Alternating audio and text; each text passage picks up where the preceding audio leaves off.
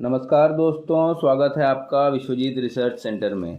आप लोगों को जैसे पता ही होगा कि भारत ने डिफेंस एक्सपोर्ट में 5 बिलियन का एक्सपोर्ट का टारगेट रखा है 2025 तक का।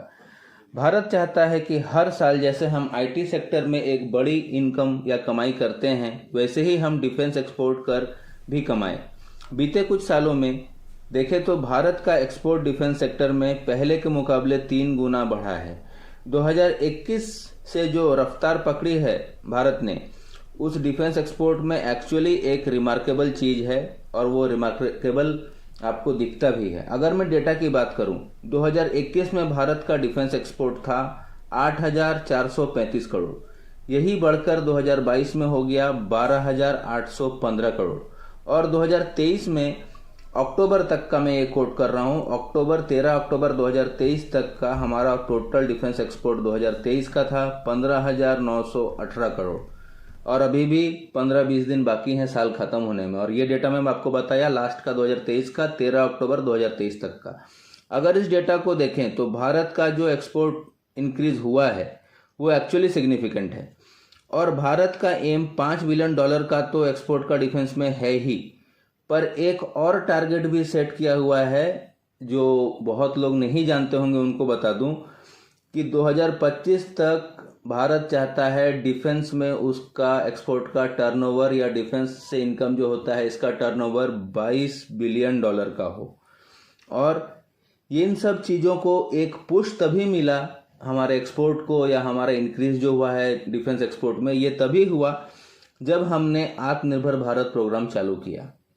और एक बात, जैसा कि मैंने पहले भी कहा था कि डिफेंस सेक्टर को प्राइवेटाइज करने में फ़ायदा होता है और उसका रिटर्न्स भी मिलता है, तो भारत ने ये किया और उसका रिटर्न्स उसे मिल रहे हैं। उनका एक्सपोर्ट बढ़ता ही जा रहा है और इस एक्सपोर्ट की कमाई में मैक्सिमम जो शेयर है वो प्राइवेट कंपनियों का ही है। और ये प्राइवेट कंपनियां इतनी अच्छी हैं और इतना ज़्यादा एडवांस टेक्नोलॉजी यूज़ कर रही हैं अपने हथियार बनाने के लिए कि इनकी technology state of the art और टॉप नॉच क्वालिटी की रहती हैं। अगर हमारा एक्सपोर्ट आज इसलिए भी बढ़ गया है, आप पकड़ के चलो, इसलिए भी बढ़ रहा है या बढ़ गया है क्योंकि जो हथियार हम बना रहे हैं सबसे पहले हम खुद उसे यूज़ कर रहे हैं और वो भी एक अच्छी खासी संख्या में। यह दर्शाता है दूसरों को कि ये हथियार ट्रस्टेड है। यही चीज़ अमेरिका करता था कुछ सालों पहले, जब वो अपना हथियार बनाता था, चाहे अच्छा हो या बुरा हो, जो बुरा रहता था उसमें वो मॉडिफिकेशन कर करके अच्छा करता था, लेकिन उसने कभी भी हथियार बाहर से नहीं खरीदा। उसका एक ही मानना था, हम अच्छी क्वालिटी का हथियार बनाएंगे और हम खुद का ही हथियार यूज़ करेंगे। और भारत भी अभी उसी राह पर चल रहा है और नो डाउट भारत का हथियार बहुत अच्छे हैं और टॉप नॉच क्वालिटी के हैं, इनफैक्ट सस्ते भी हैं। तो लोग तभी आपके प्रोडक्ट को तभी भरोसा करेंगे, जैसा मैंने कहा, जब आप उस प्रोडक्ट पर खुद भरोसा दिखाएंगे। MiG-35 का मेरा वीडियो जो था पहले, आप लोग नहीं देखें तो देखिए। MiG-35 का डिमांड इसलिए घटता जा रहा है क्योंकि रशिया उसे बनाकर खुद ही यूज़ नहीं कर रहा है, तो लोग ट्रस्ट कैसे करें कि वो एक अच्छा फाइटर है, अच्छा फाइटर जेट है। अब आ जाते हैं अपनी मेन खबर पर कि दोस्तों हुआ यूं कि फिलीपींस, नाइजीरिया और इजिप्ट ने जब भारतीय हथियारों को देखा और यूज़ किया, इनफैक्ट हम जब आर्मी एक्सरसाइजेज करते हैं, एयरफोर्स एक्सरसाइजेज करते हैं, तो उसमें भी अपने हथियार को ही यूज़ करते हैं। तो जब उन देशों के साथ जब हमारा मिलिट्री एक्सरसाइज हुआ या डिफेंस एक्सपो में गया, उन्होंने देखा हमारा चीज़ें, तो उनको ये चीज़ें इतनी अच्छी लगी कि वो भारतीय हथियारों के दीवाने हो गए हैं। और उनका सबसे पहले ख्याल आया ये देखने के बाद कि रशियन हथियारों का अल्टरनेटिव सबसे बेस्ट हथियार है भारत का हथियार। और रशियन हथियारों का अल्टरनेटिव तो है ही ये, लेकिन वेस्टर्न हथियारों के मुकाबले में भी खड़ा है। ये वेस्टर्न हथियारों से भी कमज़ोर नहीं है और उनको कड़ी टक्कर देता है। इनफैक्ट बहुत जगहों पे वेस्टर्न हथियार से अच्छे हमारे हथियार हैं। तो ये उन लोगों ने देखा। जैसा कि आप लोगों को पता ही होगा कि ब्रह्मोस का पहला ऑर्डर हमें फिलीपींस ने दिया और फिलीपींस ने ये इतने सालों बाद हमको पहला ऑर्डर आया जब ब्रह्मोस का डिमांड इतना बढ़ने लगा। हमारा जो कैपेबिलिटी है ब्रह्मोस का, लोग देखकर हैरान हो गए और एक ब्रह्मोस का ऑर्डर जैसे आया हमारे पास लाइन लग गई ब्रह्मोस को लेने के लिए। तो हमारे पास जैसे पहला ऑर्डर फिलीपींस का आया था और उसने इसकी क्वालिटी देखी, यूज़ किया और इतना इम्प्रेस हो गया कि अब वो वापस से दूसरा ब्रह्मोस का दूसरा वेरिएंट का ऑर्डर देने जा रहा है और इनफैक्ट ब्रह्मोस ही नहीं, दूसरे डिफेंस इक्विपमेंट्स का भी वो ऑर्डर देने जा रहा है। खबर ये निकल कर आ रही है कि अब फिलीपींस और इजिप्ट दोनों ने अपना इंटरेस्ट बहुत ज़्यादा शो किया है भारतीय हेलीकॉप्टर पर, जो कि है ALH ध्रुव मार्क 3। ALH ध्रुव मार्क 3 एक बहुत ही एडवांस हेलीकॉप्टर है और बहुत ही कैपेबल हेलीकॉप्टर है। आपको बताता चलूं कि यह हेलीकॉप्टर वर्ल्ड क्लास का हेलीकॉप्टर है अपने श्रेणी का, और इसका इंटरेस्ट इतना बढ़ चुका है इन लोगों का, इसका क्वालिटीज़ और एडवांसमेंट टेक्नोलॉजी देखकर और इसकी जो क्षमता है ये देखकर, कि इनकी टॉक्स एकदम हाई लेवल पे चल रही है, एडवांस टॉक्स चालू हैं। हो सकता है कि 2024 के पहले क्वार्टर में ही दोनों देशों से डील साइन हो जाए। आपको बताते चलो, फिलीपींस को 20 हेलीकॉप्टर चाहिए और इजिप्ट को 15 की संख्या में ये हेलीकॉप्टर चाहिए। साथ ही साथ नाइजीरिया और इजिप्ट ने भी तेजस पर एक वापस से बहुत बड़ा इंटरेस्ट शो किया है, जो कि नाइजीरिया को तेजस मार्क 1A 20 चाहिए और इजिप्ट को 18 चाहिए। तेजस की डिमांड फिर से इसके लिए बढ़ गई। बहुत लोग बोलेंगे तेजस तो हमारा बनता कम है, ये है, तो आपको बताता चलूं, थिंक पॉजिटिव और आप चीज़ों को देखिए। जब तक आपके पास ऑर्डर नहीं आएंगे आप अपना प्रोडक्शन लाइन बढ़ा नहीं सकते हैं। ये बहुत बड़ा चीज़ होता है। जैसे ही हमारे पास उनके ऑर्डर्स आएंगे या हम ज़्यादा ऑर्डर देंगे तो ही कोई इंसान अपना प्रोडक्शन लाइन बढ़ाता है। तो प्रोडक्शन में अभी तेजस के लिए कोई तकलीफ नहीं है। तेजस हर जगह रूल कर रहा है और आगे बढ़ रहा है।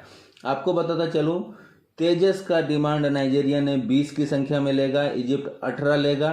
प्लस तेजस का डिमांड, जैसे मैंने बोला, क्यों बढ़ गई है, क्योंकि ये एक वेस्टर्न प्रोपेगेंडा बनाया गया था हमारे हथियार ना बिके तेजस की, ट्रस्टेड प्लेन नहीं है, कैसा है, अच्छा रहे, कोई देश यूज़ नहीं करता है, भारत भी यूज़ नहीं करता है। तब जाकर जब अभी कुछ दिनों पहले नरेंद्र मोदी जी ने अपना फ्लाइट भरा तेजस MK1 में, तो दुनिया शॉक रह गई और दुनिया ने ट्रस्ट वापस दिखा दिया कि तेजस एक बहुत अच्छा और बहुत ही आपका क्वालिटी से भरपूर एक फाइटर जेट है, जिस कैटेगरी में और अपने कैटेगरी में तेजस वन ऑफ द बेस्ट है। सबसे बेस्ट अपने लाइट कॉम्बैट एयरक्राफ्ट में सबसे बेस्ट क्वालिटी में आता है तेजस। इस घटना ने पूरा वेस्टर्न का प्रोपेगेंडा, जैसे मैंने आपको बंद ही कर दिया। और एक कारण था, और एक कारण नहले पे दहला तब गिरा तेजस की डिमांड और अपने इन हथियार की डिमांड कब बढ़ गई, जब एयरफोर्स ने एक समझ के चलिए पहले 40 का ऑर्डर दिया तेजस का मार्क 1 का, फिर से रिपीट ऑर्डर दिया मार्क 1A का आपको 83 का, और फिर से अभी 2-3 दिन पहले इंडियन एयरफोर्स ने 97 एडिशनल तेजस मार्क 1A का ऑर्डर दिया है और तेजस मार्क 2 का कम से कम 200 संख्या वो लेंगे। तो जब अपने हथियारों को, और इंडिया जो है, भारत जो है, इसका जो एयरफोर्स है वर्ल्ड का 3rd सबसे स्ट्रांगेस्ट एयरफोर्स है, तो जब वो इन चीज़ों पे अपना भरोसा दिखा रहा है तो हम लोग क्यों नहीं। तो ये चीज़ें एक ट्विस्ट था हमारे भारत के एक्सपोर्ट और हथियार मार्केट में, जिसकी वजह से हमको एक्सपोर्ट ऑर्डर्स काफ़ी सारे मिलने लगे हैं। और बता दूं आपको आगे, भारत ने ये मौका अपने हाथ से जाने नहीं देना चाहता है। ये ऑर्डर तो एकदम हाई स्टेज पे एडवांस लाइन में बात चालू है, लेकिन भारत ने अपना ऑफर को इतना अच्छे से पेश किया है, जिसका मैं आपको बताता चलूँ कि भारत भी चाहता है ये मौका उसके हाथ से ना जाए, जिसमें उसने कहा है, इसलिए भारत ने जो ऑफर दिया है उसमें इजिप्ट को तेजस का लोकल प्रोडक्शन रहेगा। तेजस का प्रोडक्शन लोकली मार्क 1A का इजिप्ट में किया जाएगा, विथ MRO फैसिलिटी भी वहाँ खोला जाएगा, जो कि maintenance, repair and overhaul facility होता है। जो देश हथियार लेता है उसका सबसे बड़ा टेंशन यही रहता है कि आफ्टर सेल सर्विस कैसी रहेगी। तो इसका भी ऑफिस या जो मेंटेनेंस स्टेशन है इजिप्ट में ही खोल दिया जाएगा। इजिप्ट को और भी एक चीज़ बोला गया है कि आपके यहाँ से ही अफ्रीकन कंट्रीज़ में हम अपना एक्सपोर्ट करेंगे तेजस, और इसके बाद हेलीकॉप्टर्स के लिए भी यही सेम चीज़ कहा गया है कि आपके इधर MRO फैसिलिटी खोल दी जाएगी, और ये डील मेरे हिसाब से बहुत जल्दी कंप्लीट हो जाएगा। इस डील की कुल कीमत होगी, आप समझिए, 70,000 करोड़। आपको ALH ध्रुव की स्पेसिफिकेशन बताता हूँ, पर उससे पहले एक बात बता दूँ ये इस हेलीकॉप्टर टेंडर में खुशी की बात यह है कि यूरोप का पैंथर हेलीकॉप्टर भी इसमें कर रहा था पार्टिसिपेट, कॉम्पिटिटर था हमारा, और हमने उसे हराकर अपने आप को लीड पे रखा है और देश हमको लेना चाह रहे हैं। ये दूसरे देश हमारा ही हेलीकॉप्टर पर ट्रस्ट कर रहे हैं। अब आते हैं ALH ध्रुव की खूबियों पर। ये all weather multi role helicopter है। इसकी सीटिंग कैपेसिटी 2 क्रू पायलट उड़ाते हैं इसको, 12 पैसेंजर को ये लेके जा सकता है। सर्विस सीलिंग इसका जो है 5200 मीटर से लेकर 6500 मीटर का है। मैक्सिमम टेक ऑफ वेट इसका 5500 किलो का है। फ्यूल कैपेसिटी इसका 1055 किलोग्राम का है। स्पीड जो है ये 212 किलोमीटर से लेकर 250 किलोमीटर तक कर सकता है। रेट ऑफ क्लाइंब जो है इसका 620 मीटर पर मिनट का है। एंडोरेंस इसका 3.65 आवर्स का है। इसमें एडवांस ग्लास कॉकपिट दिया गया है। मल्टी फंक्शन डिस्प्ले सिस्टम है। इसमें जो इंजन लगा हुआ शक्ति इंजन है, हमारा होममेड इंजन है। वाइब्रेशन मॉनिटरिंग सिस्टम है। हेलमेट पॉइंटिंग सिस्टम है। आपको इलेक्ट्रॉनिक वारफेयर सूट भी है, plus active vibration control system भी है। इससे आप पायलट जो है अपने हेलमेट से ही सब कुछ कर सकता है। इसका जो रोल होता है ट्रांसपोर्ट के लिए यूज़ होता है, कैजुअलिटी इवैक्यूएशन के लिए, आपको हाई एल्टीट्यूड ऑपरेशंस के लिए, कार्गो ट्रांसपोर्ट के लिए, मेंटेनेंस, रेस्क्यू, मैरीटाइम ऑपरेशंस, इन सब में यूज़ किया जाता है। विपन्स के नाम पर इस पे जो लगा हुआ है ये मैं आपको बता दूं। विपन्स जो इसमें लगे हुए हैं वो मैं आपको बताता चलूं कि ये 1x20 mm का एक टरेट गन है M61 का। 4 मिस्टाल मिसाइलें लगी हुई हैं। 48 की संख्या में FZ-275 लेज़र गाइडेड रॉकेट्स हैं। 48 की संख्या में 8 ध्रुवास्त्र मिसाइलें हैं। ये तो थी अभी तक की इसकी जानकारी। आप लोगों को क्या लगता है कि भारत का एक्सपोर्ट कैसा जा रहा है डिफेंस में, या भारत को और क्या क्या सुधार करने चाहिए इन सब चीज़ों में? मेरे हिसाब से तो ये एक्सपोर्ट का ऑर्डर बहुत बड़ा है और बहुत अच्छा है। आप लोग बताएं कि भारत को और क्या क्या चीज़ में अपने आप को अपग्रेड करना चाहिए, और या फिर इस डील से आपको क्या उम्मीदें हैं। मिलता हूँ नेक्स्ट वीडियो में, तब तक के लिए जय हिंद, वंदे मातरम।